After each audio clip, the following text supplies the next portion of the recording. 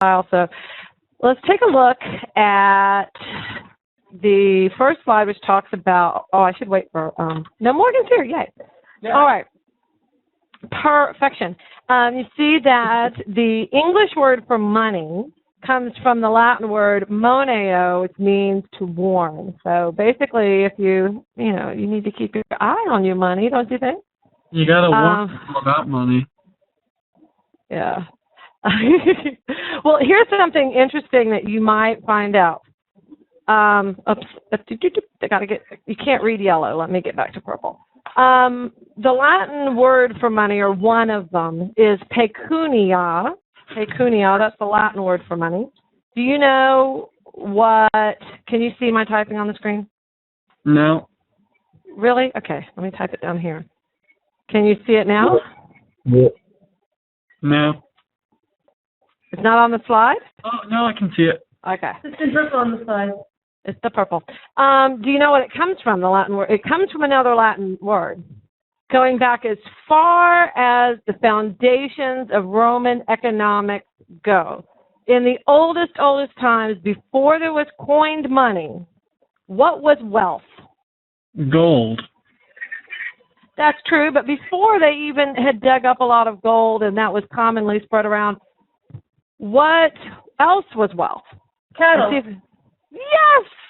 Very good. It comes from the Latin word pecus, which means cattle, okay? Because livestock was wealth. If you had a lot of livestock animals, you were wealthy because that was money you could sell them for or trade them, barter them for anything, and they were food. And they gave off like milk and, depending on what kind, wool and other valuable things that could be used as well. So if you had a lot of animals, you were in good shape.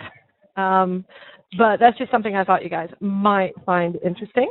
Let's take a look at our next slide, talking a little bit about Roman coins. Eventually, coins did come into common usage once they had, enough need for money. Before that, the barter system had worked pretty well. But eventually, that becomes a little bit unwieldy to try to do. You got to take a cow everywhere you go when you want to go shopping.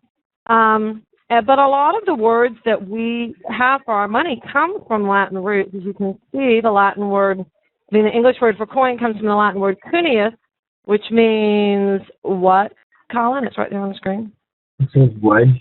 Yeah, because they were cut out of these wedge-shaped like pieces that would stamp and cut the coins themselves. They would have the designs printed on them, as you see above, and they would be cut to various sizes. And actually, the ancient coins were very, very small because their value was contained in the metal they had. And so you think of a gold coin as being really big, but they were quite tiny.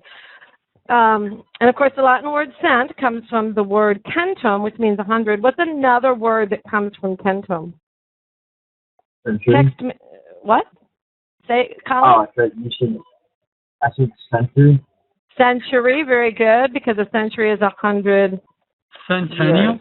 Centennial. What is the centennial? What is a 100-year anniversary? 100-year anniversary.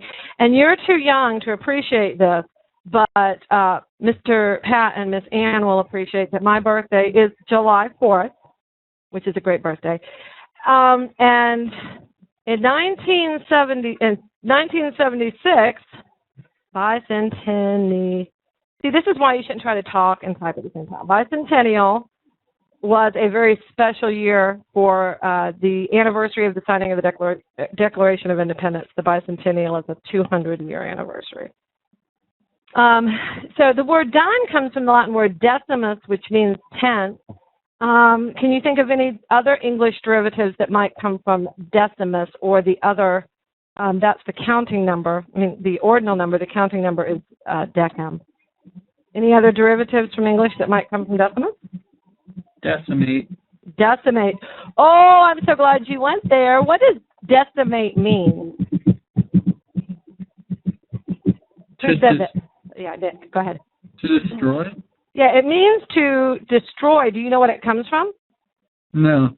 It comes from the Romans, who were brutal with their soldiers. They had the best trained military in the ancient world by far, and that was due to their legendary discipline, okay?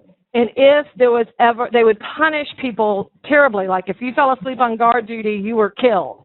And the worst punishment that was given to a unit for either a massive failure or something like that was decimation, where they would go through and choose one person out of every 10, and then the rest of the platoon would have to beat them to death. So literally it means the death of 1 out of 10. But since that would be such a devastating loss, it's come to mean destruction, absolute destruction. But it does come from killing 1 out of 10. What? Pardon? Talk about group responsibility. I know. Yeah, you didn't want your group to get decimated. It was bad because either you were one of the ones being beaten or you were having to do the job yourself. It was kind of gross. Now you understand why the soldiers for Rome were so great. And the word for the French Franc comes from the Latin Franconium Rex, which means king of the Franks, which of course is the kind of antiquated term for France. Anything else that you guys can think of related to any of these words? I think we hit most of it. Decimal, very good. We have a decimal numbering system because we have 10 digits, right? 0 through 9. All of our numbers are made up of that. And then when you have a decimal point followed by numbers, you're indicating by tenths, right? 0.1, 0.2. Excellent. Anything else? Nobody said December. I'm so shocked. From decem, the word for 10. December used to be the 10th month of the old Roman calendar before they added in a couple new months in the middle of the year. Used to be the 10th month, but it got moved down. Questions? All right. Scrupulous. I love this. Cicero was such a genius when it comes to the English language, and he used words so well. And he took this word, scrupulous, which means like a sharp stone, and he put this little diminutive ending on it, scrupulous, which means a little tiny sharp stone. And he used that to describe kind of your conscience, because you know if you're doing something you shouldn't be doing, it's like poking at you. Your conscience is poke, poke, poke. And so he used that to describe that feeling that you get when maybe you know you're doing the wrong thing, that conscience sets in, and when you start to think about it, you have a scrupulous concern. But originally, like I said, it meant a small stone, and it does in English in the 14th century mean a small unit of something. So that's good. Anybody else have a question? All right, I see that Pat wrote over and asked if decipher was a derivative of decimus, and it is not. It comes from a different Latin word. So, all right. Let me see where we are. All righty, scrupulous. Have you ever had seen someone behave unscrupulously? I've heard that before, but... What do you think it means to behave unscrupulously? Well, what does un mean when put as a prefix? Colin, what does un mean as a prefix? And then Morgan's going to tell me what she thinks unscrupulous means. Means not. Yeah, not. So, Morgan, what type of behavior would you be doing if you were behaving unscrupulously? Probably like not caring. Yeah, not caring about following the rules for sure, right? Because you're not concerned about doing the right thing. You're not letting your conscience dictate your behavior. So the prisons are full of white-collar criminals who were behaving unscrupulously. Anything else about this word, scrupulous?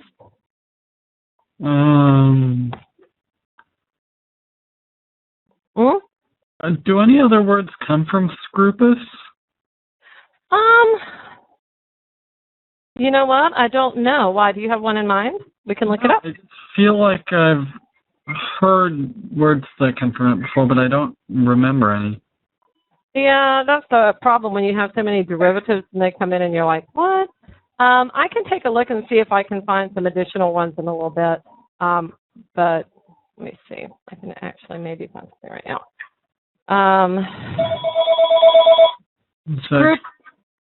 Scruple, scrupulous, scrupulously, and unscrupulous.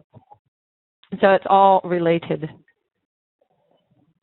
All right, let's take a look at the next. This one's pretty easy. Lax, right? Lax. What does a laxative do? Loosens you up? Loosens up your bowels when things maybe aren't doing what they're supposed to do down there. So, yeah, it means loose, to loosen. It came originally from the Latin adjective laxus, which meant kind of spacious. Like if you had a laxus house, that meant you had space in between. But it came to mean kind of figuratively loose, wide open. If you talk about a teacher maybe who's lax about the rules, they're loose about it. They'll let the students do things that maybe they shouldn't be doing or whatever. So it can have that connotation as well. Anybody have any lax teachers? Yeah. Okay, see, so you know what I'm talking about. So that's good. Can anybody else think of an example of when they might have heard the term lax?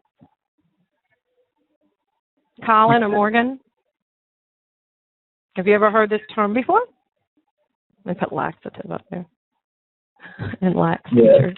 They were lax with their summer work. Were you lax with your summer work? I waggle my finger in your general direction. Lax. We have lax teachers and lax students, sadly, apparently. Just means that not necessarily being as strict with the rules as they should be.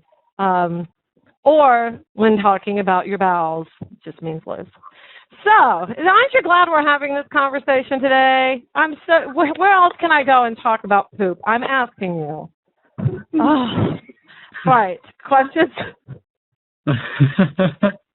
Poop is funny and everybody knows it. Everybody knows it's funny. Okay, let's move on. Sporadic. This is from a Greek root. Greek. Woohoo! It comes from the original term was the word that meant to sow, S-O-W, not S-E-W. And, you know, as it says, as you sow, so shall you reap. What does it mean to sow something? Morgan, I bet you know what a sower is, or what it means to sow. To like put something back together. Well, that's a good guess. That's a good guess, but not quite. Not quite. Colin, you want to give it a try? To sow. It says, as you sow, so shall you reap. Have you heard that before? What do you think? So. You've heard it before. What about you, Nick? I'll give you the last shot before we go there. All right. What does it mean to sow? To sow? Mm-hmm. As you sow, so shall you reap. Like to sow crops? Yes, to plant, to scatter seed. Yeah. And to scatter seeds when you're planting crops. And what it means is if you're planting cotton, if you're sowing cotton, you're not going to reap tobacco. You know what I'm saying? Yeah. You're going to, that's what it means. It's basically just you reap what you sow, or whatever you start, that's what you're going to get. Exactly. Because what seeds you plant, those are the plants that grow. You don't plant an apple seed and an orange tree grows, you know, so that's the idea.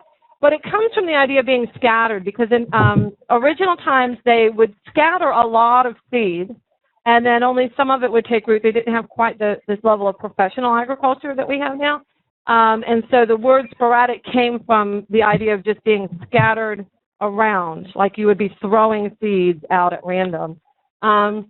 So what does it then mean, Colin, if you have sporadic thunder showers? They're just like it's scattered and will like. Mm-hmm.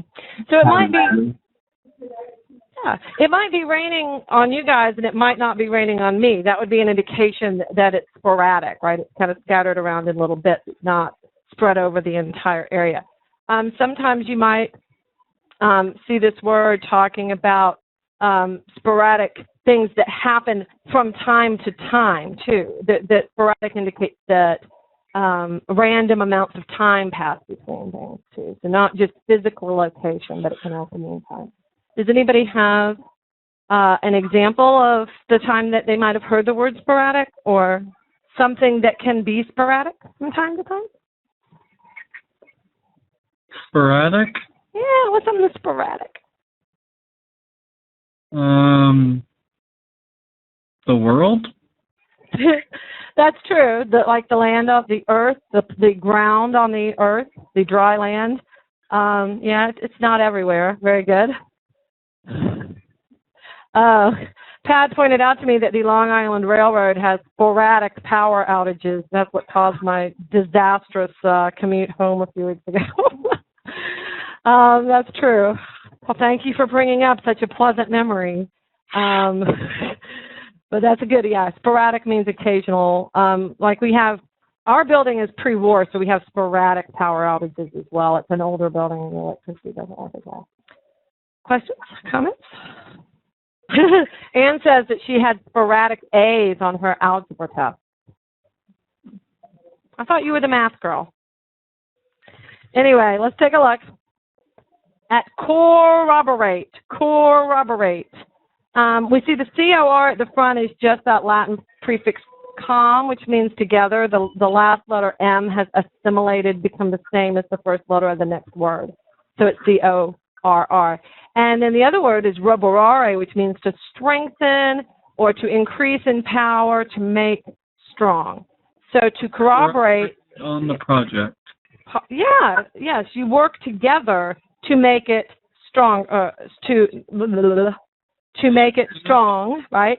But it also means, you'll hear this a lot in a legal term, evidence that corroborates his story. Like he said he was at home watching TV and his neighbor corroborated his story. So it means to confirm something, right?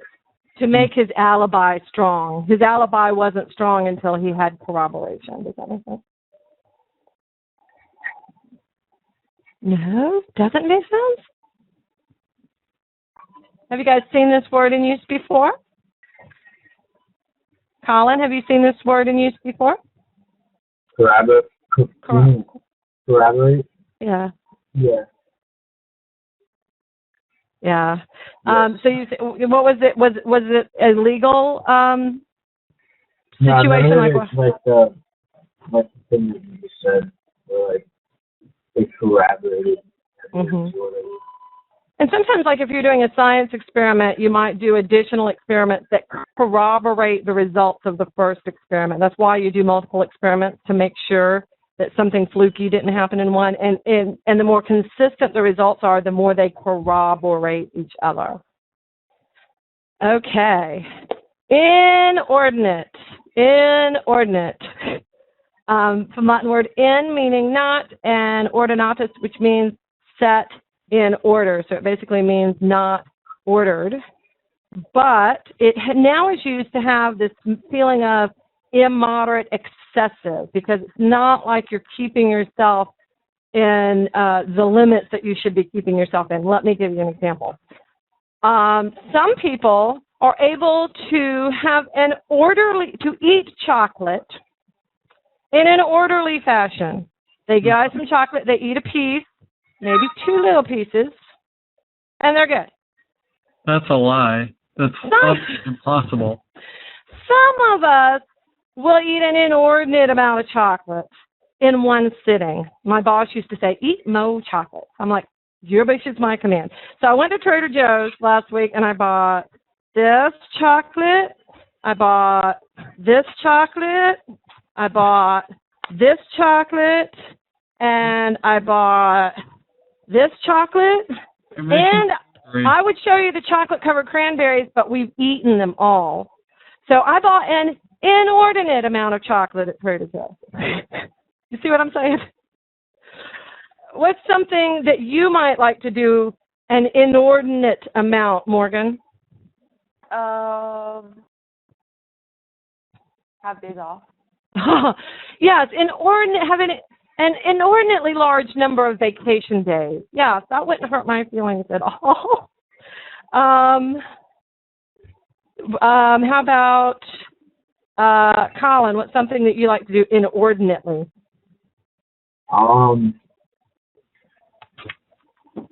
Eat chocolate? I don't know. Yeah. Everybody's got their own little thing that they struggle with keeping under control, but that's okay. All right, we got to keep moving because we have a lot still to cover and something really fun coming up. So, first question of the day: observing the newspaper's tradition of blank attention to accuracy, the reporter blank every statement made by her informant. Okay, I'm going to give you guys a minute to send me privately your answer.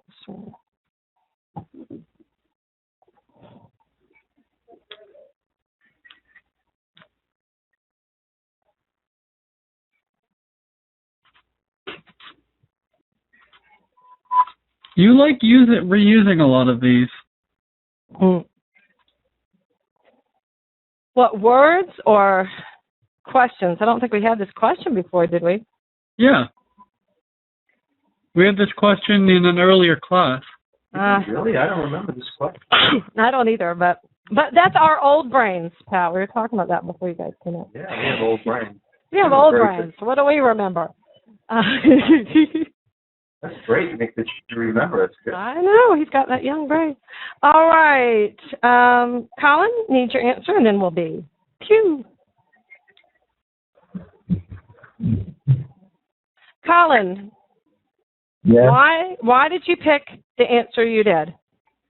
Well, I kind of narrowed it down between A and B because because B is like the newspaper's lax tradition of lax accuracy, and then the challenge that the man is instead, because even if it had a lax attention to accuracy, if you still wouldn't be able to come up with a meaning.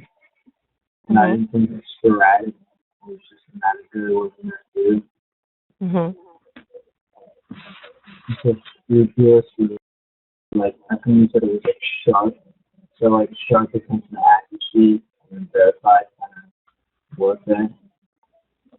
Okay, you think that because of her attention to accuracy that she would verify every statement that was made.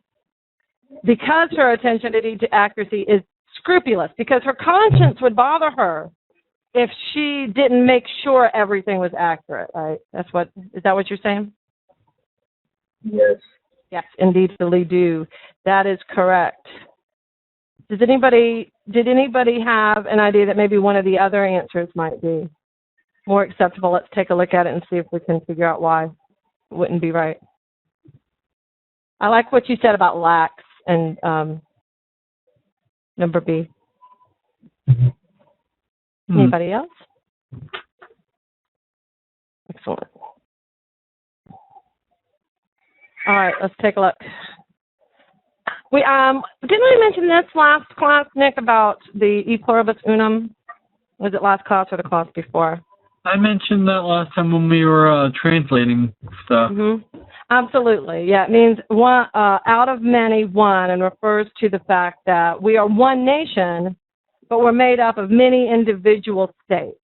So out of the strength of the many states comes the one really strong nation. I also like to think of it in an additional way that, this is the only country in the world that's made up primarily of immigrants, and so a lot of the strength of our one nation is that we come from so many different varied backgrounds. But that's just my own personal take. But it does mean that we're being united together, one nation, lots of states, 50 states. That's that's on our money. That's our motto, our national thing. So, if you've held money, you've seen this. Comments? The word plural is from pluribus? Is related to pluribus, yeah. It's many. Many, yeah. And so that's why singular just means one and plural means more than one, many. Excellent. All righties. Comments? All right. Morgan, have you ever been weirded out by the I pyramid on the back of your money? Yeah. I remember I've looked at it several times and like, what exactly is going on with the I pyramid? There are a lot of strange theories about it. But you'll see that we do have the two sayings on our dollar bill. Annuit quaetus, which means he favors our endeavors, because the founding fathers believed that the founding of our nation was protected and given favor by God. Novus Ordo Seclorum means a new order for the ages. Why do you think that would be relevant to the founding of the dollar bill? What? You know the whole conspiracy theory with the eye on the dollar bill and the pyramid? See, it always creeped me out. Yeah, and there have been these different conspiracy-like theories about it. Wasn't that something that National Treasure addressed in one of its movies? I think so. Yeah. So, Morgan, why do you think Novus Ordo Seclorum would be something that they would add as a reference to the founding of our nation, a new order for the ages? Because it's like a new way. Mm-hmm. Probably. It was like new at the time. Yeah, it was a new way of governing. Our country is the oldest constitutional republic in the world. That's something that we should be proud of, that we have a constitution that secures our rights and things. So that's part of what it means, that our country was kind of founded with a new vision of how people should govern themselves, based on the ancient Greek and Roman principles of democracy and the republic, but they added their own twist by limiting the powers of government and protecting the rights of the citizens. So, enamored, from the Latin word amo, which means to love, and then the word amor. I'm sure you've seen Pepe Le Pew chasing after the cat who has the stripe of paint down her back, and he keeps going, oh, l'amour. It means he's in love with her. From the verb amare, which means to love. And the word Amy is a girl's name that comes from the Latin word amo, which means to love. Can anybody else think of a girl's name that might come from amo that means to love? Because I have one in mind. Yes. Amanda, and this is where the fun part comes in. Do you remember when we were talking about gerundive, or did you block out that painful memory? Because Amanda is actually a Latin gerundive from the verb amo. And if you remember, we talked about how nouns that come into English meaning with ndum or nda usually have this connotation of something must be done. The first part of the word must be done. And so Amanda, as a name, means that Amanda must be what? Amanda must be what? You see my underlining?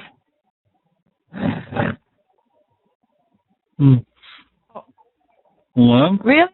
Yeah, she must be loved, or worthy of being loved. I just thought you'd think that was cool because we had that conversation about all those words that were gerundives before. It implies this obligation. There are a lot of derivatives that come from amo, but I think we have enough for right now just knowing enamored. So to be enamored is to be in love with something, to have just warm feelings for it, okay? Question? Okay. No, that's pretty good. Okay, we're going to do this next question and we're going to take our break. All right. Many of today's physicians and patients are blank, high technology, captivated by computer design drugs and laser surgery. Send me your best answers. You guys have a minute. Yeah, sure.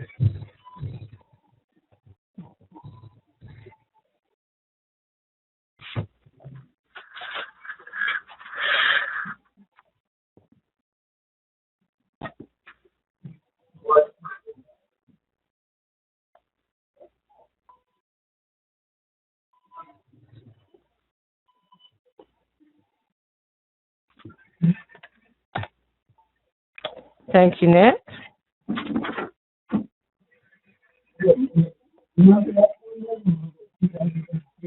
Thank you, Morgan.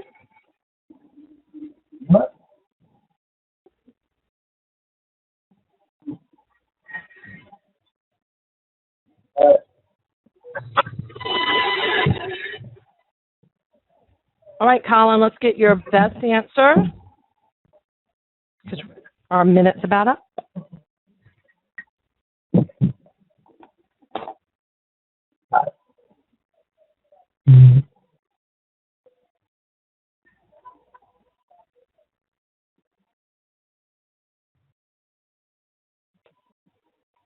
Okay. Thank you, Morgan. Thank you, Colin. Morgan, let's start with you. When you're looking at this sentence, what do you think that the second phrase, starting with captivated by computer-designed drugs and laser surgery, is doing? Do you think that it's contradicting the first phrase or the first clause, or do you think it's supporting it and expanding on it? I said it was like going. I said it was like opposite. You thought it was the opposite. What word in the sentence is giving you the idea that it might be the opposite? Well, like captivated, because it means like it's like not it's kind of like attracted to something. Like they like want to use it. Absolutely. So if they're attracted to computer-designed drugs and laser surgery, how do you think that means they feel about technology? Positively or negatively? Positively. Positively. So let's go through and look at the words and see which one of these words is a positive word. Nervous about. Is that positive? Everybody? No. Defensive about. Positive? No. No. Tolerant of. Positive? No. No, it's more neutral, but I get the feeling that we're looking for a positive word. But since it's neutral, let's at least leave it there for a second and see if there's something better. Enamored of. Yes. Do you concur, Colin? Yep. Do you agree? Yep. Yes. Morgan, what about you? Yeah. Yeah. Overwhelmed by doesn't make sense. Yeah, they like it. They love it. That's why it captivates. It captures their imagination, right? So very good. Enamored of is the correct answer. All right. Short break, and then we'll come back and do concur. I'll see you guys in just a sec. It is 8:07. Come back at 8:12.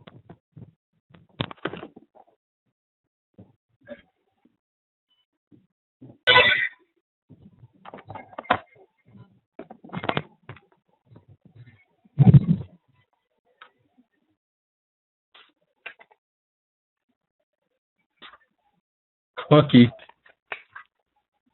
Oh, why you rub it in? Wait, I have chocolate in my face. and chocolate. These are the good ones if you ever go to Trader Joe's. These are fresh baked. Oh, those are good. I love fresh baked. Are they Toll House cookies? I'm not Those are the sure best. it's got chocolate and white chip. That's so good. My husband says white chocolate is not chocolate, which is technically correct, but I still think it's awesome. Hmm? It's called chocolate and that's good enough. Yes. C is for cookie. That is good enough for me. Mm-hmm. Beep, beep, beep, 8:12.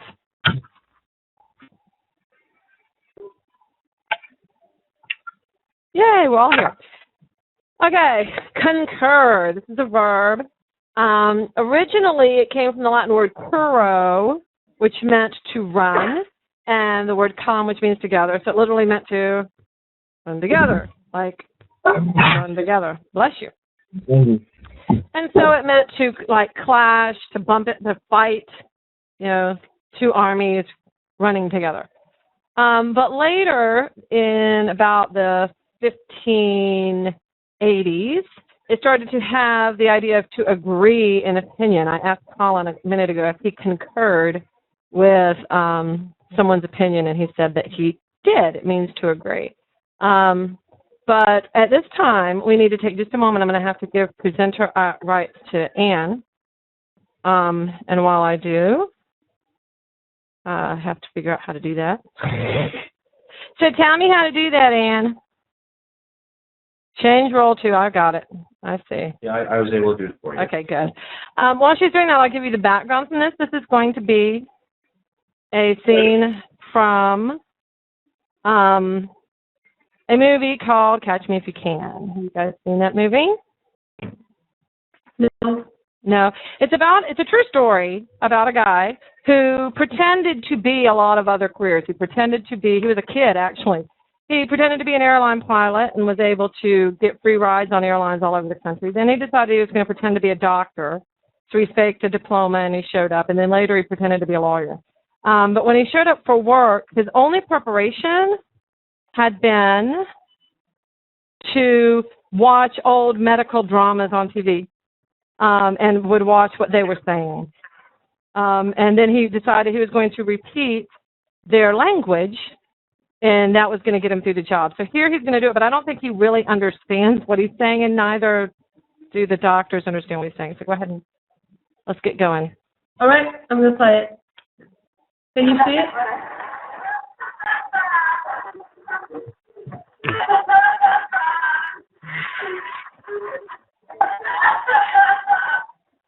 It's going. It's a little choppy, but maybe there we go.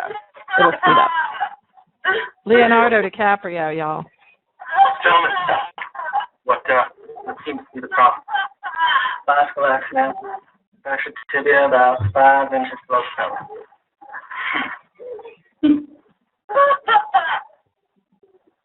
Dr. Harris. Yes, you concur. Concur. What, sir? With what Dr. Ashland just said. You concur. Well, it was a bicycle accident. The boy told us. You concur. Good. I think we should take an X-ray, then stitch him up, and put him in a walking test. Very good, Dr. Ashland. Very good. Well, we'll seem to have what you done for me. Carry on. Good enough. Well, I'm not concerned.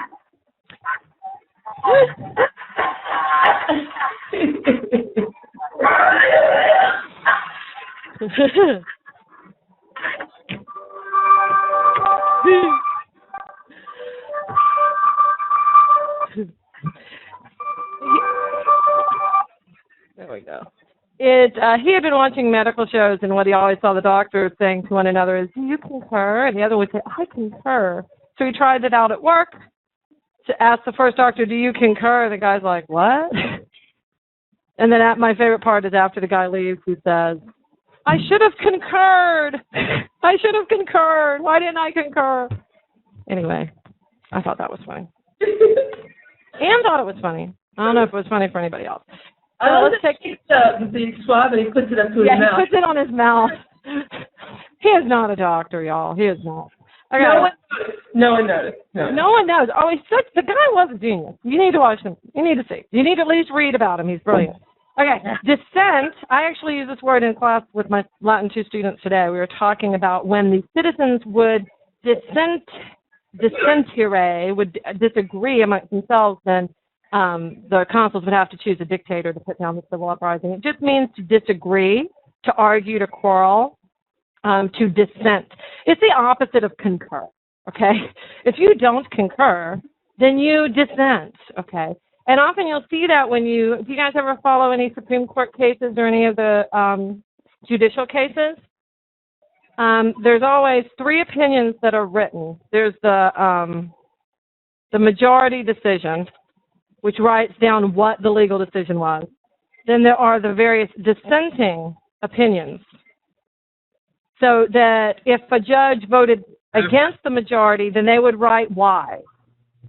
And maybe there might be others who would then write concurring opinions to explain why they think that the ruling was correct. But that's just an example. You've ever heard of dissenting opinions? If you ever watch anything on the news, you'll see it. Big Supreme Court cases. All right. Even those who do not blank Robinson's views, blank him as a candidate who has courageously refused to compromise his convictions. Give you guys a minute to send me your best answer.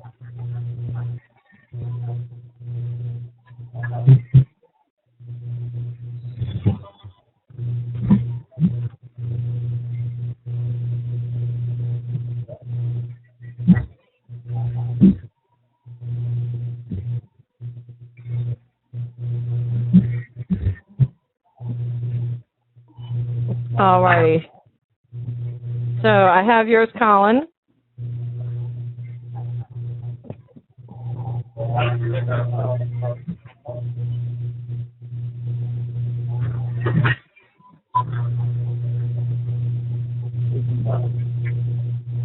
Thank you, Morgan.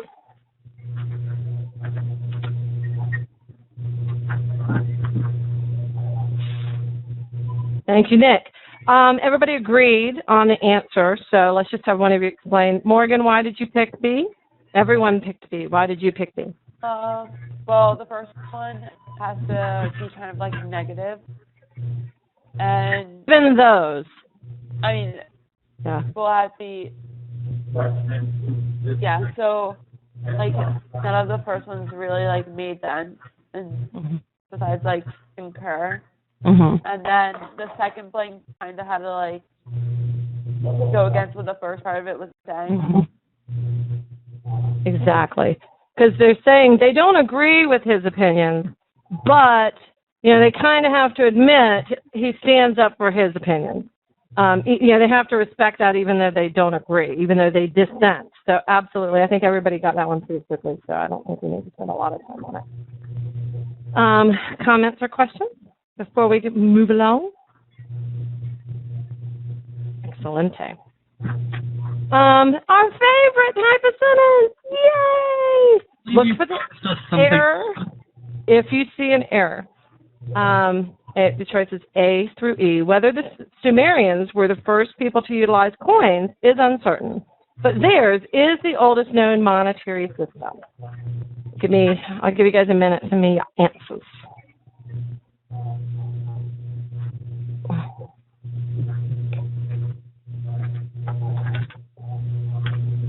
Thanks, Nick. I believe you mentioned something fun after the break. It was the video. You did not think that was fun? It was a little choppy. It was. I couldn't really tell what was going on. I think a girl got hurt and he was giving instructions or something. Yeah, and he kept asking the other guy, do you concur? And the guy's like, huh? Same with the video. I'm sorry, that didn't work out.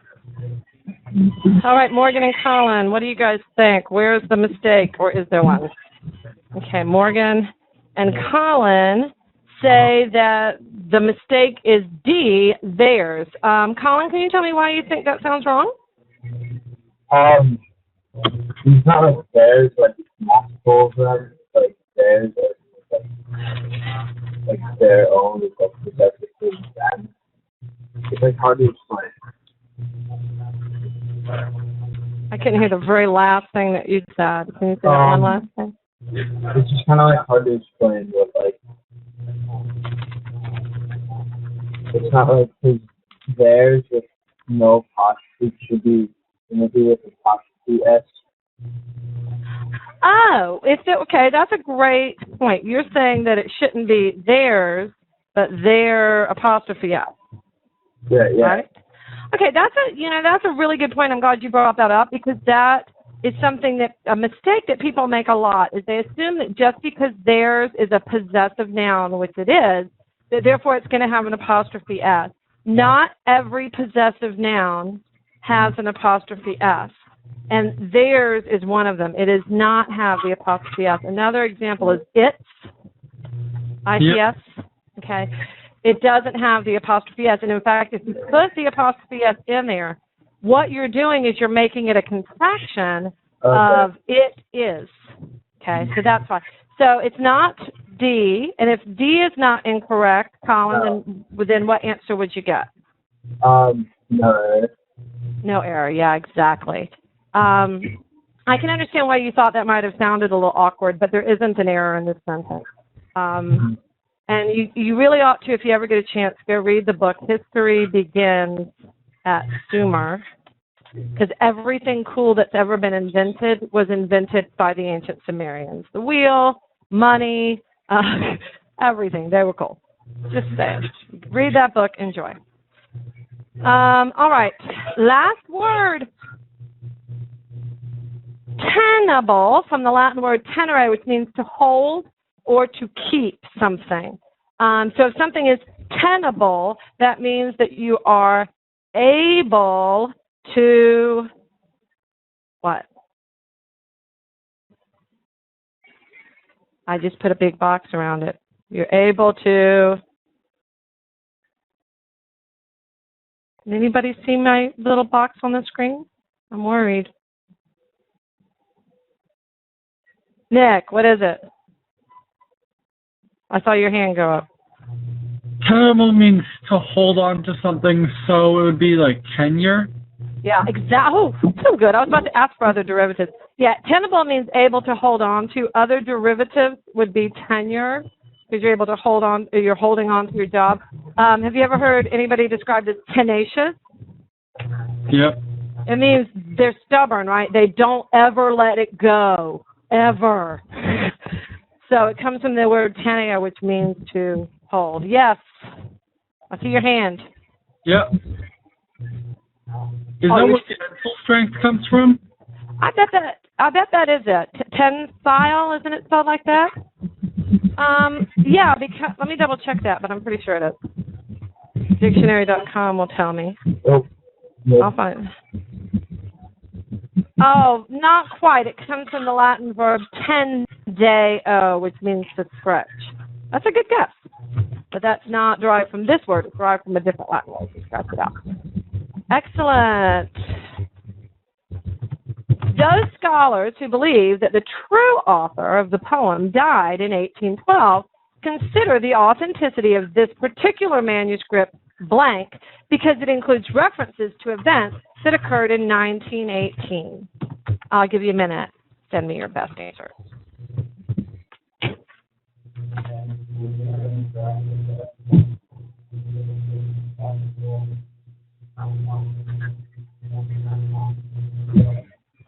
Thank you, Nick.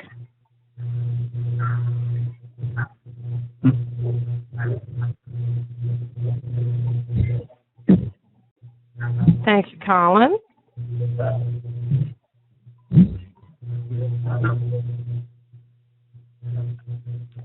Okay, thank you, Morgan. Let's take a look at this sentence and see what we can make sense of. Okay, the author died in 1812. This book that people think he wrote describes things that happened in 1918. Is it likely that the guy who died in 1812 wrote about things that happened in 1818? Is that probable? Nick's shaking his head. No, usually people write about the things that happened before they died. After they die, they usually don't write about them. That's what Nick is saying. Very good. So do you think that means, Colin, that the manuscript is authentic or not authentic? It's not authentic. Not authentic. So we're looking for a word that's going to indicate that they don't think that it's authentic. So when you look now at the answers, which one, Colin, do you think indicates that they don't think it's authentic? Ageless, tenable, suspect, unique, or legitimate? Suspect? Yeah, we can scratch legitimate off and tenable off because it's obviously not legitimate and you can't hold the opinion that it is. I guess it might be unique. If the guy did write it when he was dead, that would make it true, but I doubt that's what happened. So you're right, absolutely suspect, because he obviously didn't write it once he was dead. Questions? Awesome. Don't be tricked just because you know the word. That's automatically the right answer. It's not. Sometimes you use this knowledge to help you eliminate wrong answers.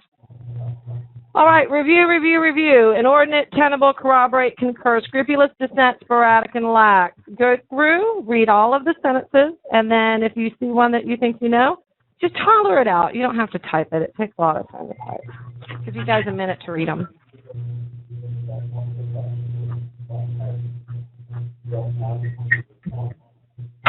No.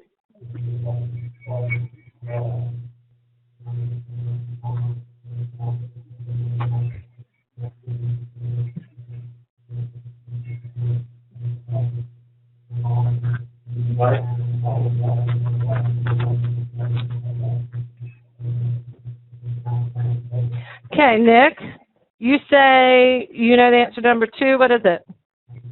Tenable? Tenable. Miss Ann is telling me that we accidentally left a word off the list. What was it, Miss Ann?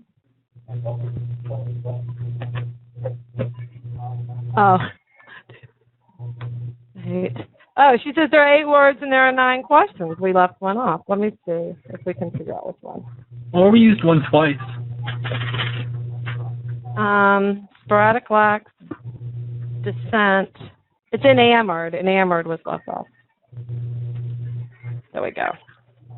All right, yeah, you're right. It's no longer tenable to maintain a blinkered commitment to the policy of free trade. You just can't hold that opinion anymore. Colin, what do you think? You got one? It's for robbery. That's a great guess. That's a great guess. But there's another word that had a similar meaning that meant to agree that I think is better. Yeah, concur. Absolutely. Because it's saying that the evidence agrees, right? Now, if you were saying the evidence seems to support my conclusion, then you could say that you would use corroborate, because it just means to confirm or to support something, whereas concur means to agree. So that's a minor difference in meaning, but it's an important one. Morgan, what about one from you, my dear? Would 6 be lax? 6 be lax. One of the biggest mistakes an aspiring writer can make is to become grossly blank of a well-established literary figure. Like they don't care about a well-established literary figure. That's what it would mean if it were like lax. No, I think there might be a better word for that, because I think the point it's trying to make is that they become kind of fixated on one type of literary figure, and it stifles their growth as a writer. So you don't want to become too focused on one kind. What word do you think would mean that you would become too focused or too interested? Morgan? Probably would be I don't know. Nick, you have an idea? For which one? For number 6, one of the biggest mistakes an aspiring writer can make is to become grossly blank of a well-established literary figure.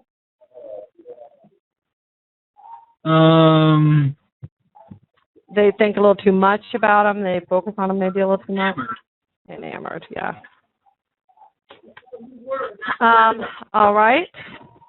We'll go back to Colin. I know Colin's got another one. There's 7, dissent. Yes. Suppressing dissent is an authoritarian action worthy of a dictator, right, of a dictatorship. Excellent. Morgan, back to you. Be scratching off the ones we've already used. So tenable, enamored, concur, and dissent. That makes it a little easier to pick the remaining words.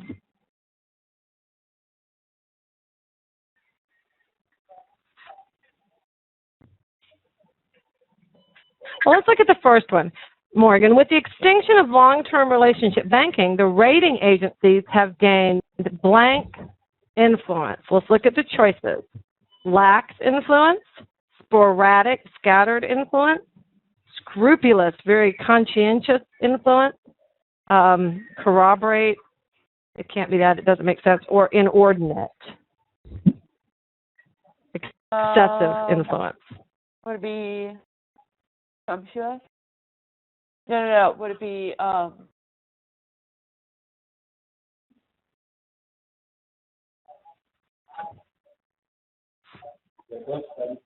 It's saying that I think it's saying that they have too much influence. Which one would be an example of too much? Scrupulous. Scrupulous, that's a good guess, but no, look what I'm showing you. I'm showing my chocolate. What does Mrs. Walker, what does Shannon buy when she goes to Trader Joe's? She buys an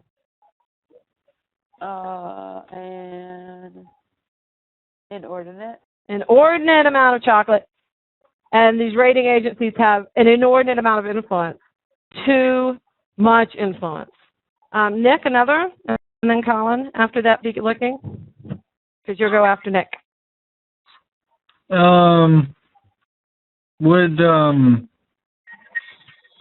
For number 9, would sporadic, I'm between sporadic and lax here. So you think that sporadic monetary policy would mean that it's kind of scattered and not fixed. Lax means that it's loose. Which do you think fits better? Laxes mean it's very loose and unrestrained, so that would work for money. Yes, a lax. Because it does give ample capacity in rich economies. It's like too loose, letting them get too much. Okay, very good. Colin? We're down to corroborate, scrupulous, and sporadic. Is 8 sporadic? Yes, they put down sporadic rioting. That doesn't mean everybody was rioting everywhere all the time. It means here and there, scattered around, people were rioting. All right, Morgan? Corroborate or scrupulous?